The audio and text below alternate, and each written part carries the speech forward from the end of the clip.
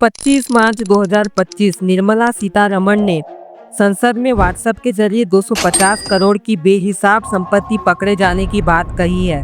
Unaccounted money to the extent of 250 crores have been detected when the encryption has been decoded. यही नहीं, अभी और सुनिए।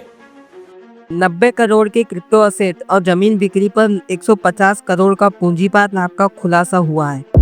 इन सभी मामलों को ध्यान में रखते हुए निर्मला सीतारमण ने संसद में अधिवेशन 1961 में डिजिटल शब्द जोड़ने की बात कही है और इनकम टैक्स बिल 2025 लाने का प्रस्ताव है।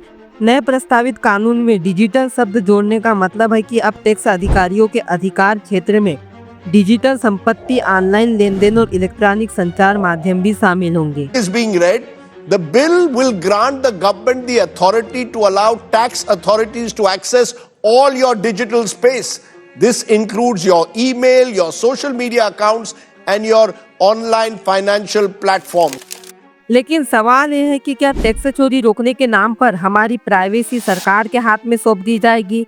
कहीं सरकार इस नए कानून लाकर हमारी चैट पर निगरानी रखना चाहती है? क्या सरकार हमारे सोशल मीडिया अकाउंट को ट्रेस कर राजनीतिक उपयोग में तो नहीं लेगी, जैसे विपक्ष के नेताओं के खिलाफ या आम जनता की बातचीत पर? आइए जानते हैं इस नए टैक्स बिल 2025 की पूरी कहानी।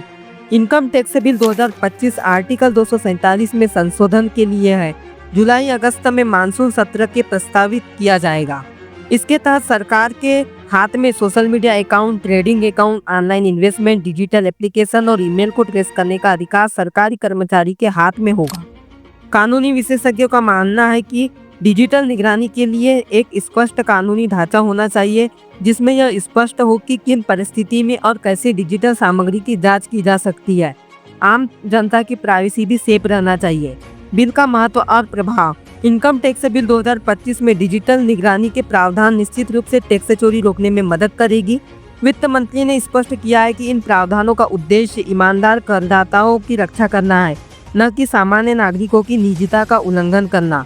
उन्होंने कहा, सरकार का यह कदम टैक्स भरने वाले ईमानदार लोगों के लिए है ताकि कोई भी टैक्स चोरी करके बच न सके, लेकिन फिर भी इन शक्तियों के दुरुपयोग होने की संभावना को नकारा नहीं जा सकता। संसद के आगामी मानसून सत्र में इस विषय पर और चर्चा होने की संभावना है, जिसमें निजता की सुरक्षा से संबंधित अतिरिक्त प्रावधान जोड़े जा सकते हैं।